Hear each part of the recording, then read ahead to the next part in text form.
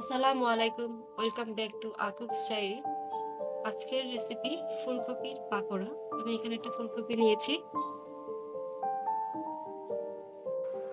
এটা এখন খুবই অ্যাভেলেবেল মার্কেটে, খুব সহজেই পেয়ে যাবেন এবং প্রাইসও খুব কম। আর ফুলকপির পাকোড়া আমাদের সবারই খুব পছন্দের একটা স্ন্যাক্স। বিশেষ করে বাচ্চারা তো খুব মজা করে খায়। এছাড়া বাসায় যদি হঠাৎ করে গেস্ট আসে, ফুলকপি থাকলে আপনি খুব ইজিলি এটা তৈরি করে ফেলতে পারবেন। তাহলে চলুন আমরা কি কি ইনগ্রিডিয়েন্টস লাগছে, রেসিপিটি কিভাবে তৈরি করতে হবে সেটা দেখিয়ে দিচ্ছি।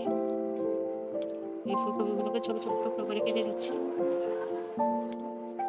পুরো ফুলকপিটা ইউজ করবো না, পুরো ফুলকপিটা দিয়ে অনেক পাকোড়া হয়ে যাবে। এই যে আমি ছোট ছোট টুকরো করে কেটে নিব, এগুলোকে খুব ভালো মতো ওয়াশ করে নেব।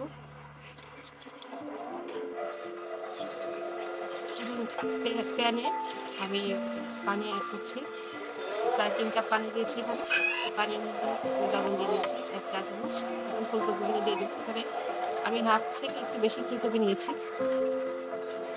আপনি যে পরিমাণ লাগবে সেই পরিমাণ নেবেন।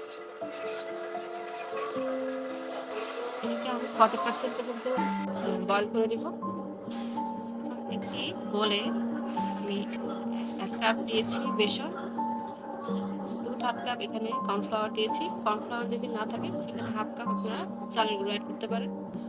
আর এখানে আমি ময়দা দিয়েছি 1/3 কাপ। এরপরে সল্ট দিলাম 1 চা চামচ, একটু কম পরিমাণ মতো। 1 পিঞ্চ হলুদের গুঁড়ো দিলাম। হলুদের গুঁড়োটা শুধু কালারের জন্য ইউজ করেছি। মরিচের গুঁড়ো দিব 1.5 চা চামচ।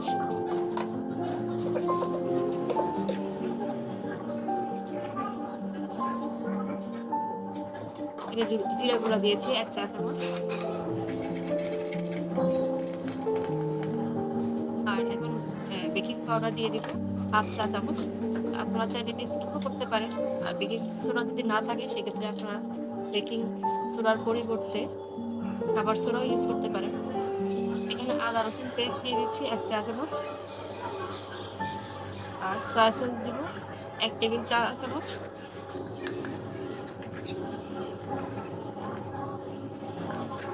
সয়া সসটাও চাইলে স্কিপ করতে পারেন।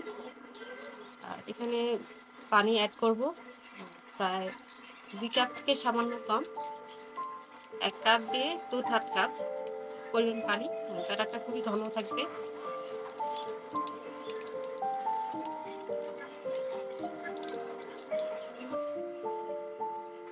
এখন এখানে চিলি ফ্লেক্স দিচ্ছি আর ধনিয়া পাতা কুচি দিচ্ছি। এই দুইটা দিলে পাকোড়ার যখন ফ্রাই করা হবে তখন কালারটা খুব সুন্দর আসে, দেখতেও খুব ভালো লাগে আর একটা স্পাইসি একটা ফ্লেভার পাওয়া যায়। প্যানে আমি খুব বেশি তেল দিব না, আমি সামান্য তেলে এটা ফ্রাই করব। তেলটা গরম হয়েছে কিনা এটা একটু ব্যাটার দিয়ে চেক করে নিলাম।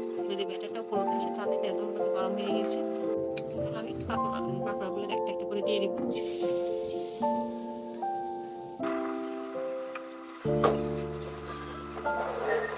বেশি তেল দিয়ে ফ্রাই করলে এটা অনেক অয়েলি হয়ে যায়, খেতে ভালো লাগে না।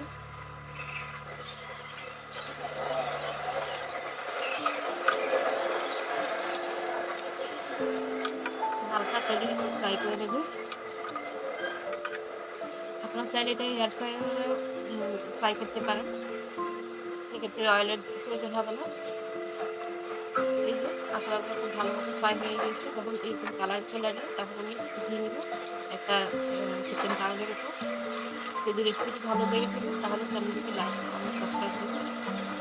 অবশ্যই ট্রাই করুন। আসসালামু আলাইকুম, thanks for watching my video.